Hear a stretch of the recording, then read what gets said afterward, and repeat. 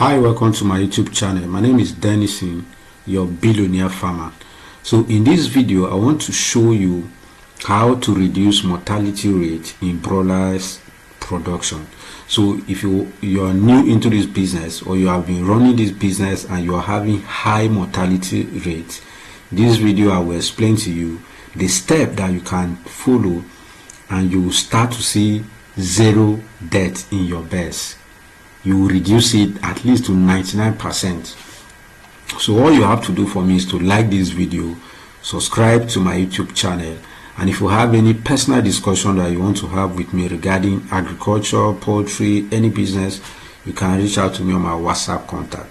So the first thing you have to do if you're going into this business is the source of dogs. That is day-old chicks. I supply day-old chicks, very affordable rate anyway. So, and I'm being also a farmer, I discovered that one of the major issues that we have is that from the source of buying these birds, many beginners, they source the birds not from the right source. Now, when I say the right source, I don't mean maybe fake chicken. There's no fake chicken, right? Now, in Nigeria, for example, we have hundreds of hatcheries and many more coming up daily that are even battling to be able to supply the whole market. So these hatcheries, they have certain things that their birds do.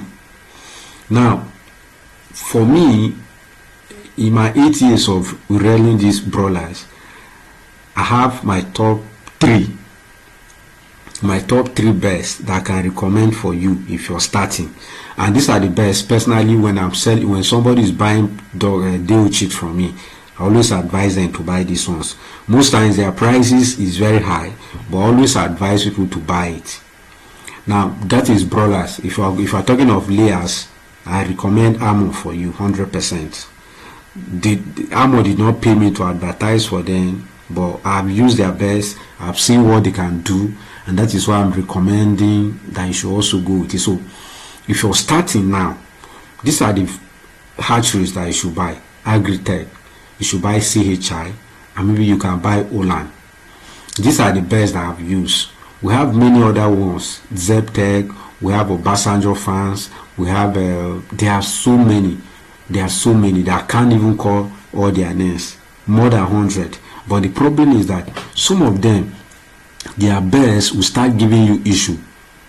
And when they give you this issue, sometimes you think it's drugs. You buy the drugs and you give your best. You see that the issue will continue. The birds will continue losing your birds.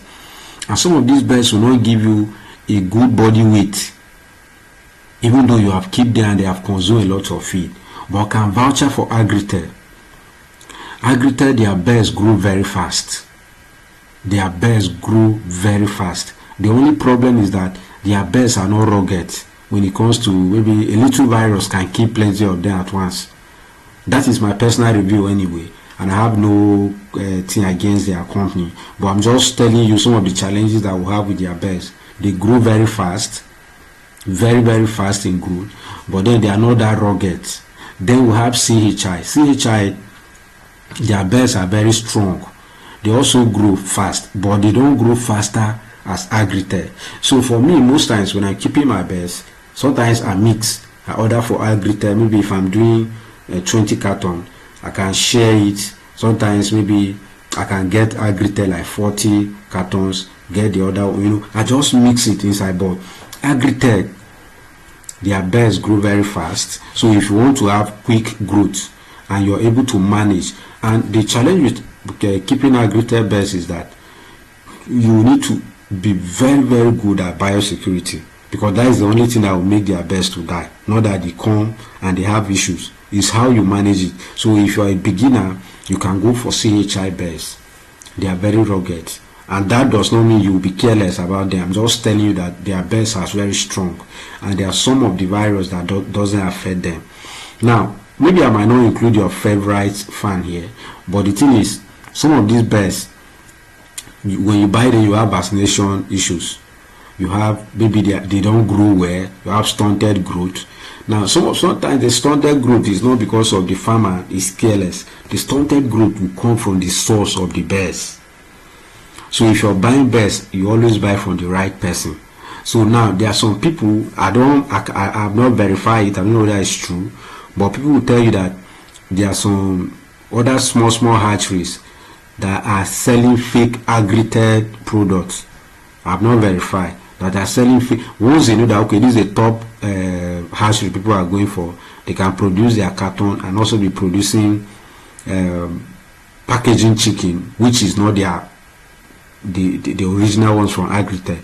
And that's the reason why I would recommend that if you're buying it, you buy from me or any other person that you know that understand the business very well, because I buy straight from the hatchery, I have contact with them, I buy birds at good rates, and I give out to people for good rates. And this is my advice. So yeah, they all produce healthy birds, but you need to be very careful when buying from vendors. Some of the vendors, they can let them not package another fan and tell you this one is aggregated and collect aggregated money, which is not their best. So you have to be very careful. Source your best from the good place and go for the good hatcheries that I recommend for you here if you're a beginner. But if you're already in the business and you have other fans that you're doing with and they are doing well for you, they are giving you your results, you go ahead and do it. It doesn't mean that no other fans cannot produce results. They should, and they cannot, and they can produce it. Just that these are my top 3, right? So I recommend these top 3 for you. Now, when you source your birds from the right source, the mortality rate will be reduced, because you're not buying birds that you don't know their history. You're buying birds that you know. Like if you're buying for layers, what Amo will do is that Amo will even give you a chart, and that chart follows how to vaccinate, how many kgs you should feed them till the time of growth. I love their follow-up and everything they do. So it's very good that you can source your birds from a place that have good customer support. Like me, if I sell my birds to people, I follow them up, I give them a vaccination chart, show them how to feed their birds, I follow up every day to know what their birds are doing. So that at the end of the day, their success is my success. If their birds do well, they recommend me to more people. So I always follow up. And so it's good that if you're buying birds, you should buy birds from somebody that can give you after sale service, because you need it as a beginner. So the next one is that your pen construction. Now if you construct your pen wrongly, you have mortality, and this mortality will have nothing to do with maybe your birds are bad. If you construct your pen wrongly, now pen construction is not the same everywhere. In Benue State, the way we construct our pen might not be the same the way people in Jos, Plateau State construct their pen. Pen construction comes with weather, so you have to study your weather pattern in your community, in your location of the farm, so that you can now construct the pen to suit how that weather is. Like in Benue State, if you are building our pen, you see that we will not build up to maybe 5 blocks, and then the rest will use net, so that breeze will be passing. There will be clear and fresh ventilation across that pen, right? So I always, for me, based on the experience I have in this farm, your pen is very important. If you can do the modern style like the one we have here, if you can do this style, go ahead and do it. Construct something very standard. Let your birds have a good environment. But if you can still do the one that I was using. This one is an old picture of my pen around 2019 or so. Yeah, so this is a very standard pen. So construct your pen correctly. Make sure your pen is very, very standard. Then the next thing you have to do is that you take your biosecurity serious. Biosecurity in broilers production refers to measures you take to prevent the introduction and spread of diseases within your poultry farm. So how are you going to do this? Number one, don't wear the slippers. This one is what mostly beginners do. Anybody that is a poultry farmer here will not do it, but for you who is a beginner, you will do it. The footwear you're using to match outside the whole compound, don't use it to enter inside your pen. These are basic biosecurities that can help you prevent your disease from spreading or bringing infection to your birds. The slippers you're using outside, don't use it in the pen. So when you buy your birds, buy a slippers for them. It doesn't cost much. With 1,000 naira or even 2,000, you buy slippers and keep it inside the pen. That one, if you're coming, you remove your own slippers outside and wear this one and walk inside the pen. Even clothes, you should have the clothes where you're using inside the pen, because we have some virus or some bacteria that you can carry them on your clothes. When you enter your pen, maybe after 2 hours you see that 50 birds are dead. It's not because of food, it's not because the birds were not good from the source, but it's because of the infection you have on your clothes. These infections might not affect you. They will not affect you as a farmer, but they can affect your birds, right? They can affect your birds. So you have to make sure the clothes you're using to take care of your birds is different, the footwear you're using is different, right? And don't take people should not be entering your pen. Many people, when they start and somebody is coming to buy one chicken, the person will enter inside your pen, and check the chicken that you want to buy and pay, and who carry chicken. No, people should not enter your pen. Like in my own pen, when I stock my birds, sometimes personally I don't even go inside the pen. I have my staff, they move inside, they do the work. That is their job. I don't enter inside. I can come and stay outside and watch how they are doing it. Sometimes I will not enter my pen for more than how many months, right? Because that job is something that you need to be very careful with, because the clothes that you wear, there are some bacteria on that clothes. You see all those detergent company, when they want to sell detergent, they do it like that for us to watch. It's true. Some of those bacteria will not do anything to you, but they will affect your birds. So you don't allow everybody to walk inside. These are basic biosecurity. And another one is that your staff in the pen, they should be very careful of which of the chicken meat they eat. Because if they eat chicken meat from outside, and that meat was gotten from maybe a bird that died due to infection, it will affect your pen, it will affect your birds. So you need to take your biosecurity very, very serious. I'll make a better video on this topic alone, because it's very, very important. Then the next thing you need to do to reduce mortality is that you should brood your day-old chick properly. Many times people have mortality at this phase more than when the birds have grown. The last batch of birds I supplied to one of my customers, thank God we connected through my channel, and he ordered birds for me. They have lost 5 already. The 5 that they lost, as I spoke with the farm manager, I discovered that they died in the night. Now, how did they die? They died because during brooding, birds will want to go and they want at least a warm room. So when these people provide light or heat or charcoal for them, when it's night, the charcoal will finish maybe around 12, around 1 a.m. Then somebody is not there to kindle it back again. So the birds will be looking for a place that is warm. They will sleep on themselves. They will go and hang one corner. Everybody will come and sleep on another one. So before you know, when it's time to wake up now, the last person that was too pressed that the person could not stand is dead. So they lost like 5 broilers. I explained to him, this is what you're doing. This is what you're doing. You need to provide light for them. I do training for many students in my farm, and I always tell them this. If you don't brood your birds well, one, you will have stunted growth, even if they don't die. So you are going to check temperature of the room, check the weather, because it's not the time that you provide heat for them. I remember when I was in my early stage of rearing birds, we stock birds, and we discovered that some of them even jumped inside the drinking water and died inside. So when you bring your day-old chicks, you monitor them 24 hours, 7 days a week, non-stop. You don't go anywhere. When I bring birds to my farm, at least, even though sometimes I will not be the one managing the farm, but I'll make sure I'm there 24 hours. I sleep in my farm for at least 1 week or 2 weeks anytime birds arrive my farm, because I know if you are not there, somebody will sleep and the person will not go. Maybe the next morning you can go there and discover that 50 birds are dead. It's possible. So brooding stage, you need to be very, very careful as you brood, because most times birds die more at this stage. So another thing you need to do is that you administer the right vaccine at the right time and the right ratio or proportion. It's very important. You see, vaccination, we have Gomboro, we have Lassito, we have all those vaccinations that you give your birds. Broilers, you need to be very, very, very, very careful. If you give them overdose, instantly, you will even pick dead one there. It's very, very important. I train my students and my staff properly on the issue of vaccination. We don't overgive.